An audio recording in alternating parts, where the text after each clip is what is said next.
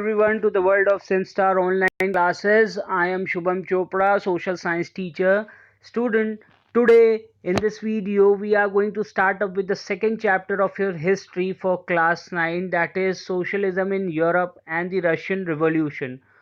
So student, before starting up with this chapter, I would like to go back to your previous chapter, that is the French Revolution, that what we have studied there, that we read about the powerful ideas of freedom and equality that circulated in Europe after the French Revolution.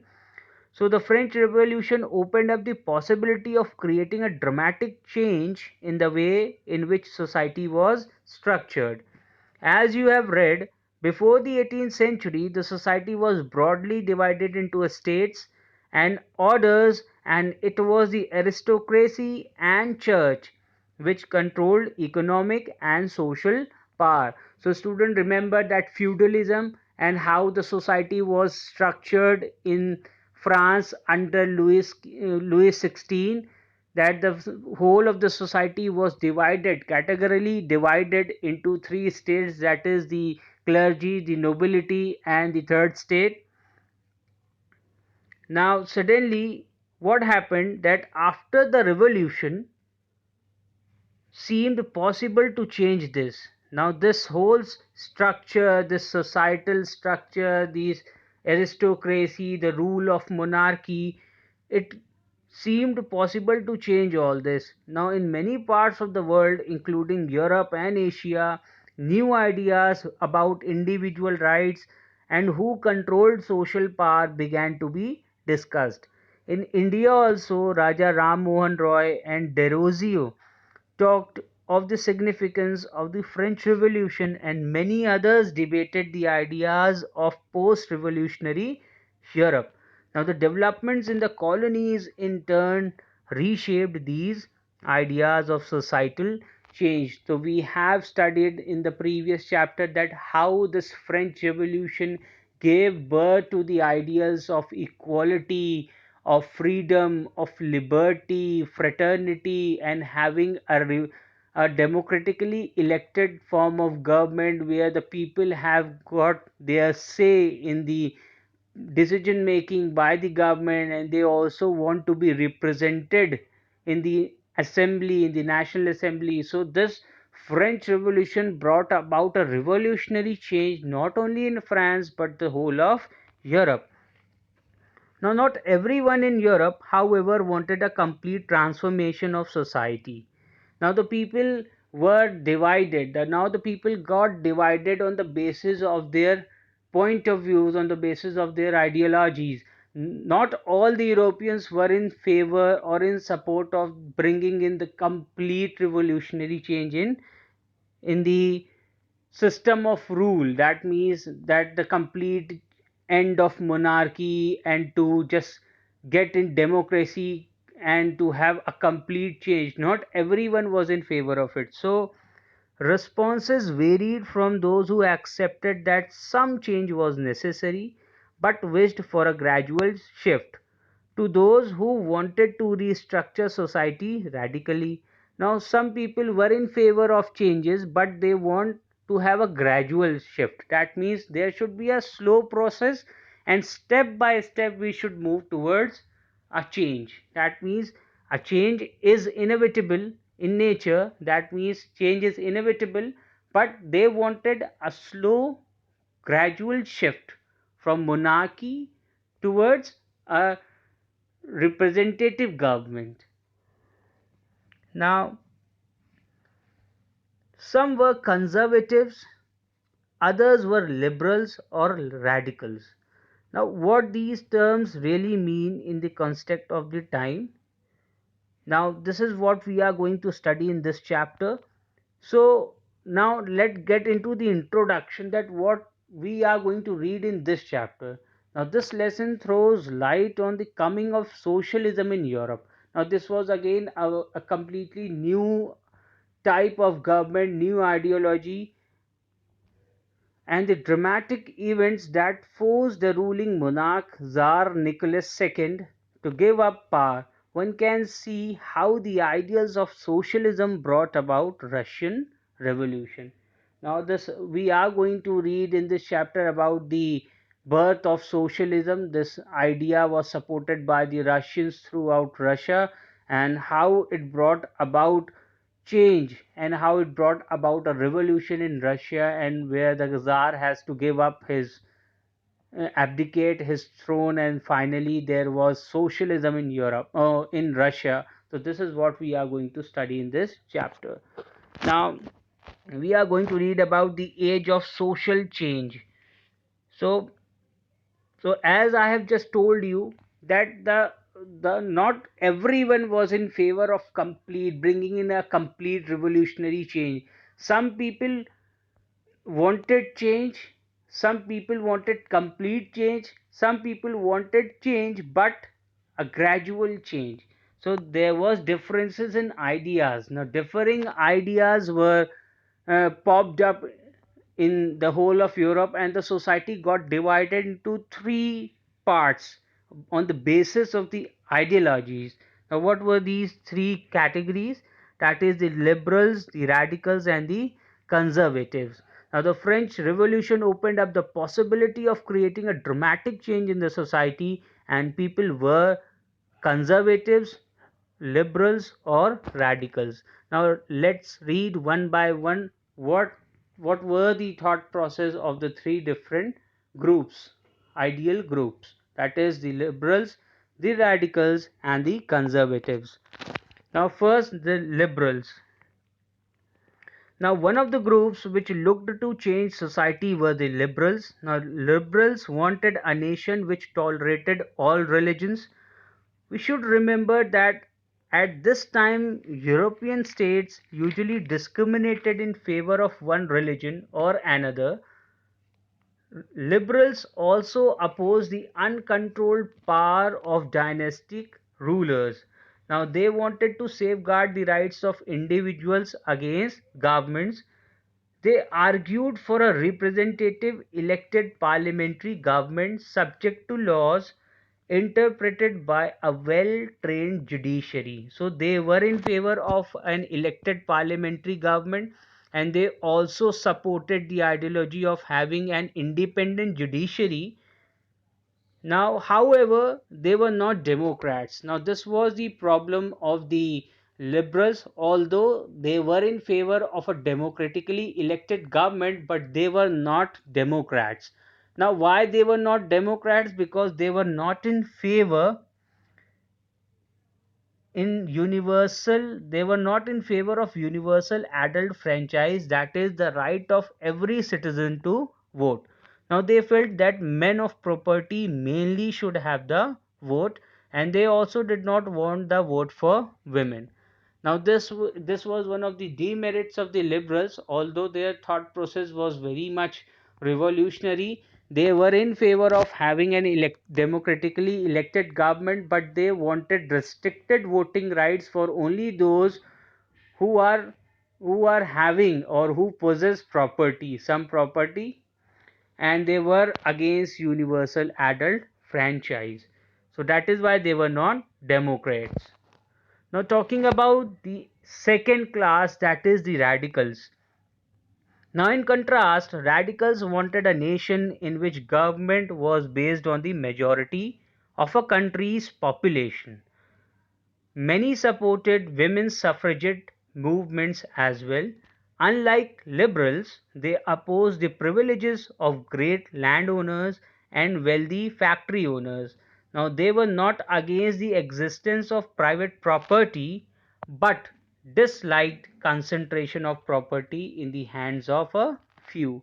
Now, this was the radical class. Now, this class wanted a complete change, a compulsory change, a continuous change, and an immediate change in the society. Now, they were not at all in favor of monarchy. They want to end monarchy then and there, and to establish a government which was supported by a majority of population. That means they were in favor of having a democracy, a true form of democracy where everyone should have the right to vote, irrespective whether they are owning or whether they possessing any property or not, just like the Jacobin government, remember in French Revolution, where he made this system that everybody now got the right to vote except women. Now, even the Jacobins were also against the vote for women, but these radicals, many of them supported women suffragette movements. That means they wanted even women also to include, and women should also get voting rights. So these were the radicals. Now, talking about the conservatives. Now they were opposed to radicals and liberals. Now this class in the society was against the end of monarchy. They don't want that monarchy to be end like this, of what happened in France. Now they were completely against it, and they were against the radicals and the liberal thought process as well. Now, after the French Revolution, however, even conservatives had opened their minds to the need for change. Now, yes, after the French Revolution, they also got affected with the ideals which emerged during that revolution, but they also supported somewhat changes. That means they supported change, but they wanted a gradual shift. They don't want to have a change, immediate change. They don't want their kings, their monarchs who are ruling the families, the royal family, they don't want them to be disrespected. They don't want them to be dethroned. So what they wanted is that conservatives had been generally opposed to the idea of change, but by the 19th century they accepted that some change was inevitable, but believed that the past had to be respected and change had to be brought about through a slow process. So they were in favor of change, but they wanted a slow process. Now, such differing ideas about societal change clashed during the social and political turmoil that followed the French Revolution. Now, the various attempts at revolution and national transformation in 19th century helped define both the limits and potential of these political tendencies. Now, let's see that how industrialization brought about change in society and especially in Russia. Now, these political trends were signs of a new time. It was a time of profound social and economic changes. It was a time when new cities came up and new industrialized regions developed.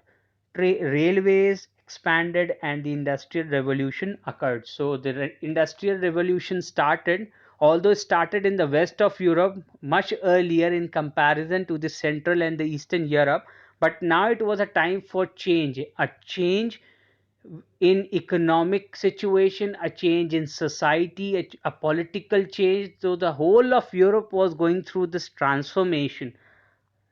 So the industrialization brought men, women, and children to factories. Work hours were often long and wages were poor.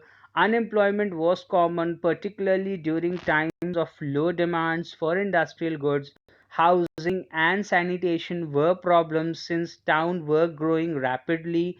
Now, liberals and radicals searched for solutions to these issues.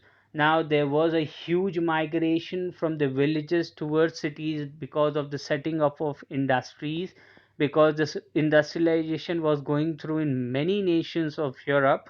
So the people were migrating in large number and they were gathering around cities on the outskirts of the industrial areas. Now, where there were problem of housing and sanitation, because there was no proper facilities provided to these poor families and to their children.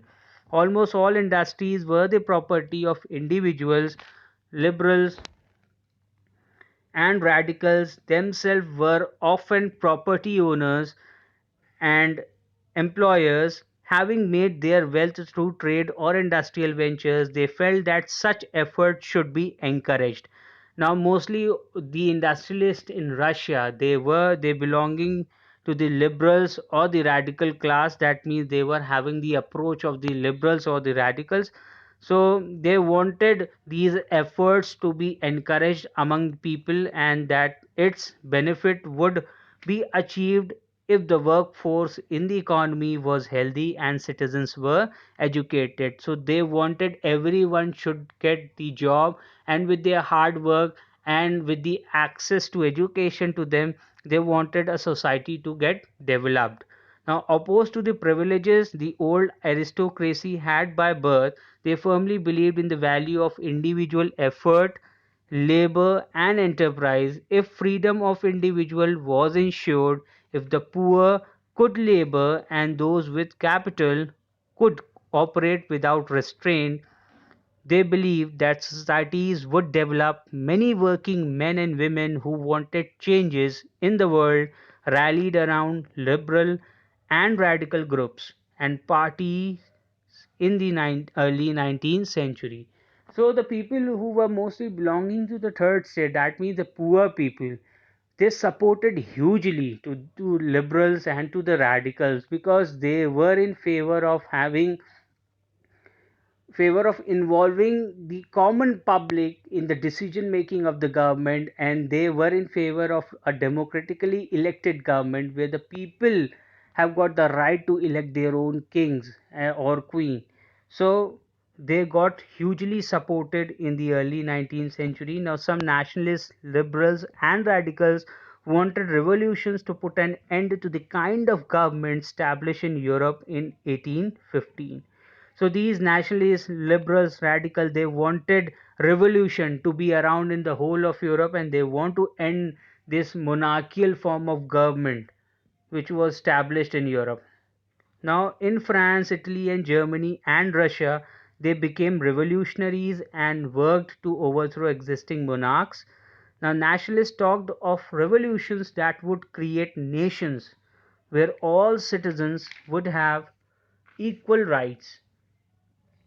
So this was the ideology, and it was hugely supported by the maximum population everywhere in Europe, and this gave birth to the feeling of nationalism, of which we are going to study in our class 10th. But till then, we have to focus upon our class 9 syllabus. So student, today we are going to end here only. In the next video we'll talk about the coming of socialism in Europe. Till then, keep learning, keep watching.